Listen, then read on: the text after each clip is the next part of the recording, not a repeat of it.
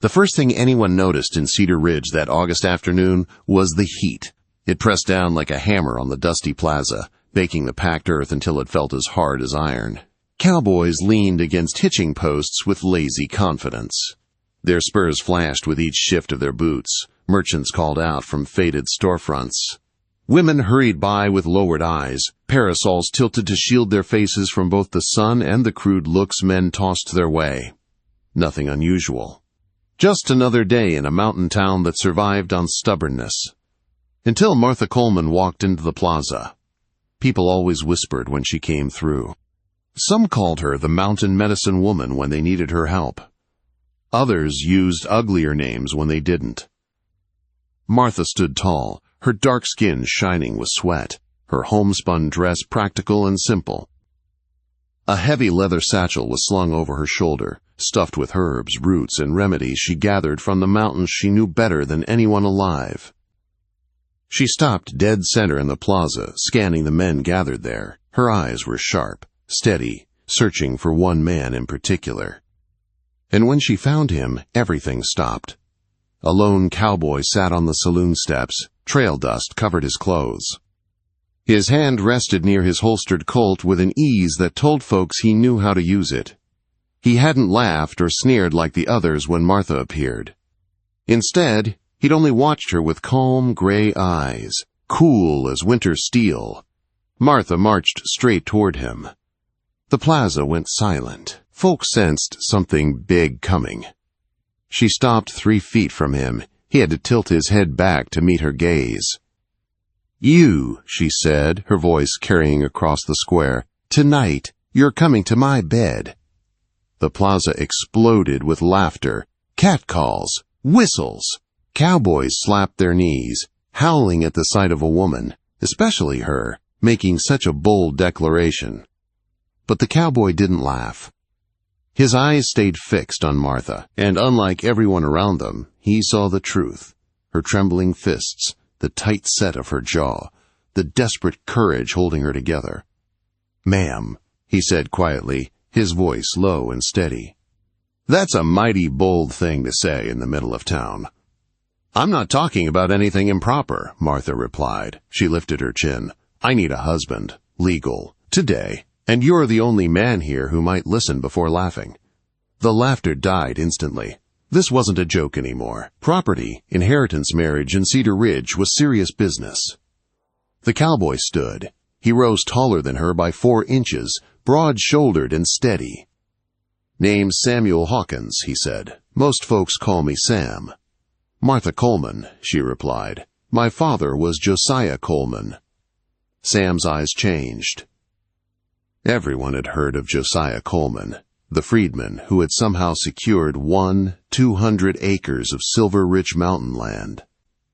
Everyone also knew he'd died under suspicious circumstances 3 months earlier. "You're having trouble with your father's land," Sam said carefully. "Trouble is one way to put it," Martha said bitterly. She pulled a folded document from her satchel. "The territorial court says I have 30 days to marry or lose everything my father built. I have 23 days left. Aldrich wants the land, and every man who tried courting me suddenly left town. All 3 of them." Sam didn't flinch. "Why me?" "Because you've been here 3 days, and you haven't bent the knee to Aldrich yet," she answered. "You're honest, or smart enough to pretend to be. And that's more than I can say for most." "And what exactly are you offering me?" Sam asked. "A partnership," Martha said. "Marriage in name only.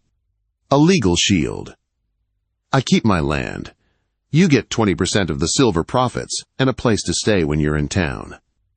After a year, we divorce quietly and go our separate ways." "And if I say no?" Martha swallowed hard. "Then Aldrich takes everything my father worked for. And I spend the rest of my life knowing I failed him." Sam studied her for a long moment. The silent crowd leaned in, hungry to hear how the stranger would answer. "When do you want this done?" Sam asked at last. "Tomorrow," Martha said. "Judge Peters rides through." "Tonight," Sam interrupted. "Reverend Mills can marry us before anyone has time to interfere." Martha blinked. She hadn't expected him to agree so quickly. "You mean that?" "I do," he said. "But first, you and I need to talk in private." He offered his arm. Gasps rippled through the crowd. The gesture was simple, respectful. Something none of them had expected. Martha hesitated for only a heartbeat before taking it. As they walked away, Sam glanced toward the general store window. Mayor Aldrich stood inside, watching them with cold, angry eyes.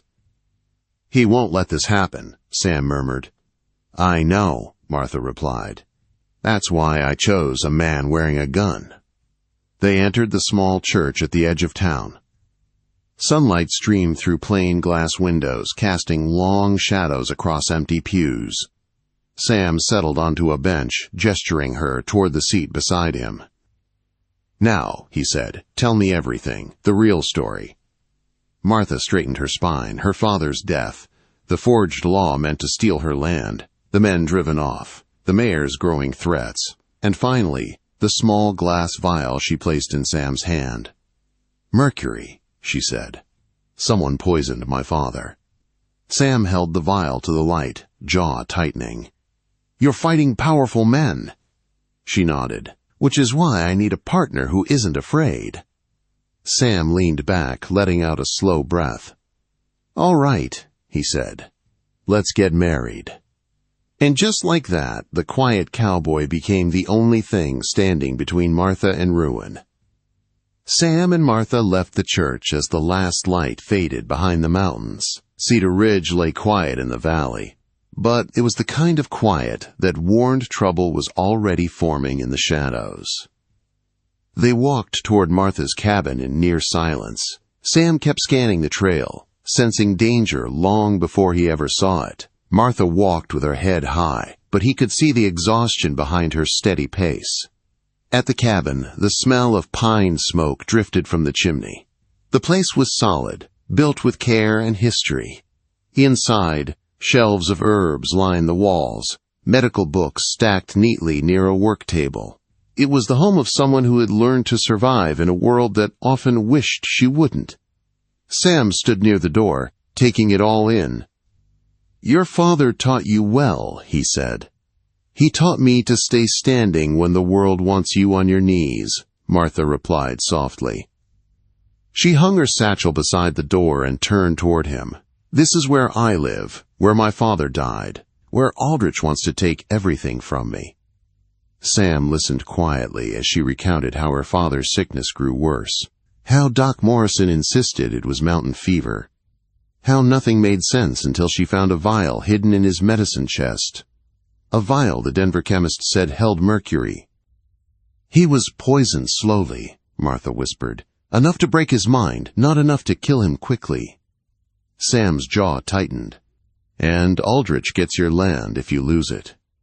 "That's right," Martha said, "which means he gets the silver vein Papa kept quiet for years." She pulled a piece of ore from a hidden panel in the wall. Silver threads glistened inside it. Sam whistled low. "This could make a man rich." "Or destroy him," Martha replied. "And it's why he'll come for me." Before either could say more, hoofbeats thundered outside. Sam's hand dropped to his gun. Martha grabbed the rifle above the door. Together they stepped onto the porch. 6 riders approached through the dusk, led by Jake Morrison, the doctor's brother, and Aldrich's foreman. His smirk widened as he saw them. "Heard some news in town," Morrison said loudly. "Something about a mountain woman offering to take a drifter to bed." "It's legal business," Martha said calmly. "Sam Hawkins and I marry tonight." Morrison snorted. "That's so? Never figured you for the marriage type, Hawkins?" "Must have been my lucky day," Sam replied evenly. "Now, unless you're here to congratulate us, you should be riding on." Quote. The foreman's eyes narrowed. "Town's not going to like this." Sam stepped forward. "You got something to say. You say it to me." The 2 men stared at each other, neither blinking. Finally, Morrison jerked his reins. "This ain't over," he growled. "Aldrich won't allow it." "He doesn't get a choice," Sam answered. The riders disappeared into the dark. Only when the hoofbeats faded did Martha lower her rifle. "They'll be back." "Yes," Sam said, "but not tonight. Tonight we get married. Tomorrow we start fighting back." They rode into town under the rising moon. At Reverend Mills' church, 2 witnesses waited, Mrs. Chen and old Pete Winters. Both greeted Martha with warmth that surprised Sam. When the service began, Martha stood steady, but Sam saw her hands tremble. Not from fear, but from everything she'd been carrying alone. "Do you, Samuel Hawkins, take this woman?" "I do." "Do you, Martha Coleman, take this man?" "I do," she said, her voice stronger than she felt. The ceremony was simple. No flowers, no music, just 2 strangers binding themselves together for survival. But when Sam lifted her hand and kissed her knuckles instead of shaking it like the Reverend suggested, something shifted. Martha felt it. Sam felt it. Even the witnesses noticed. It wasn't about business anymore. Not entirely. Before they could leave, the church doors burst open. Jake Morrison marched in with 3 men behind him. Sam moved instantly, placing himself between the trouble and his new wife. "Well, well," Morrison sneered. "Too bad we didn't arrive earlier. Could have stopped this nonsense." "You step 1 foot closer," Sam warned, "and you'll meet your maker right here in God's house." The men hesitated. Sam's reputation had reached them long before he arrived in Cedar Ridge. Morrison finally pulled a folded letter from his coat. "Aldrich says your father owed debts. Big ones, due in a week." Martha snatched the paper, reading it quickly. "This is forged." "Judge might not see it that way," Morrison said. "Not when the mayor explains." Sam took the paper from her hands. "We'll show the judge the truth." Morrison smirked. "If you live long enough." Then he and his men left. The moment the doors shut, Martha sagged. Sam caught her elbow gently. "They're scared," he said. "That means they're desperate." "We need my father's strongbox," Martha said. "His real papers. We need proof." Sam nodded. "Then let's get home and prepare." They returned to the cabin, with Mrs. Chen and Pete following as escorts. Once inside, Sam checked every shadow before letting Martha settle near the fire. She opened her father's strongbox. Inside were contracts, journals, land deeds, and receipts. Everything Aldrich feared most. As Sam examined the papers, he said quietly, "You know this marriage. It means I stand with you, whatever comes." Martha looked at him, really looked at him. "Partners?" she asked softly. "Partners," Sam said. "Your fight is mine now." Outside, the night grew colder.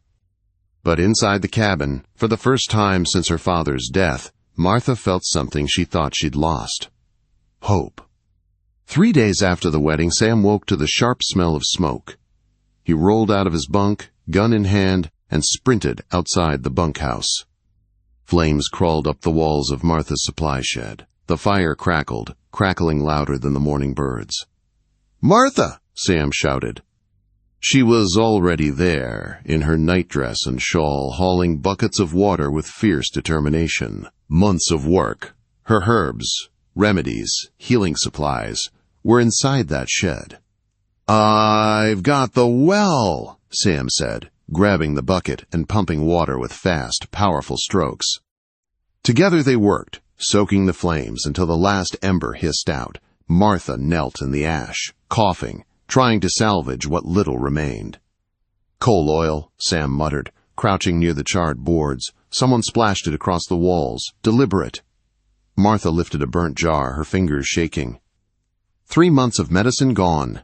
Winter fever season is coming. People depend on me. Sam spotted a print in the dirt, a boot track, left heel worn down. "Morrison," he said. "He did this." Martha stood. "Then let's meet him." Sam didn't argue. She was fire and steel, and he matched her stride as they rode into Cedar Ridge. They found Jake Morrison at the boarding house breakfast table. Sam strode in without knocking. The room fell silent as he kicked Morrison's table over, sending eggs and coffee flying. "That," Sam said, "is for the fire." Morrison jumped to his feet, hand darting toward his gun, but Sam already had his Colt leveled at him. "And this," Sam added calmly, "is me asking where you bought your coal oil yesterday." Morrison went still. "You got proof?" he snarled. "I got your boot print," Sam said. "I got the town whispering. And I got a wife who lost months of work because you crawl around in the dark doing Aldrich's dirty work." "What do you want?" Morrison growled. $60, Sam said. "Paid now." "60? You're insane!" Sam cocked the hammer. Morrison swallowed and started counting bills, hands trembling. As Sam pocketed the money, Martha stepped forward, her voice firm. "And next time," she said, "try being a man and come in daylight." Outside, Martha let out a long breath. "That was risky." "No," Sam said. "It was necessary. Aldrich makes moves. We make moves back." "What's our next move?" she asked. Sam looked toward the center of town, where people were whispering nervously. "Find allies." They didn't need to look far. Thomas Garrett, the general store owner who once courted Martha, returned from a supply run with empty shelves and shaking hands. "Aldrich doubled the freight rates," he whispered. "I'm drowning, Martha." "What if we challenge his freight monopoly?" Sam asked. Garrett's eyes widened. "You'd need capital, protection, partners." "We're building all three," Sam said, "starting now." Next came the blacksmith, the seamstress, Mexican ranch families, miners who worked hard while Aldrich stole the profits. Everywhere they went, the story was the same: fear, anger, and a longing for hope. But the turning point came near the saloon. A crowd had gathered. Morrison's men surrounded Mrs. Chen. Her laundry lay scattered in the dust. "Town council passed a new ordinance," Morrison said loudly. "No foreign laundry inside city limits." Mrs. Chen stood firm. "I have served this town 20 years. Morrison grabbed her arm. He never finished the motion. Sam's hand clamped onto Morrison's wrist, twisting it hard enough to drive him to his knees. "The lady doesn't need your help," Sam said. "And an ordinance passed at midnight without public vote? Funny how Aldrich writes laws to suit himself." Martha stepped forward and raised her voice. "Town meeting tonight, 7 o'clock. Everyone who owns property will vote." "You can't call a meeting," Morrison snapped. "She can," Sam said. "Territorial statute says property owners have that right." Hands went up all over the street. The town was ready. At 7, the meeting hall overflowed. Aldrich's men tried to block the door, but the people pushed past them. Martha took the podium. "Cedar Ridge will not be ruled by fear," she said.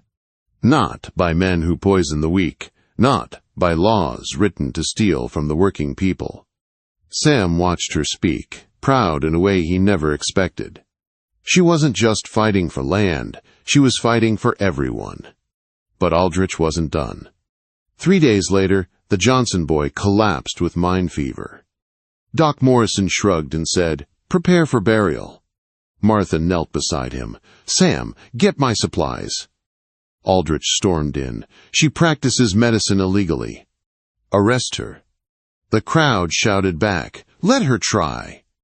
Martha worked for hours. Sulfur powder, willow bark tincture, cool water, careful hands.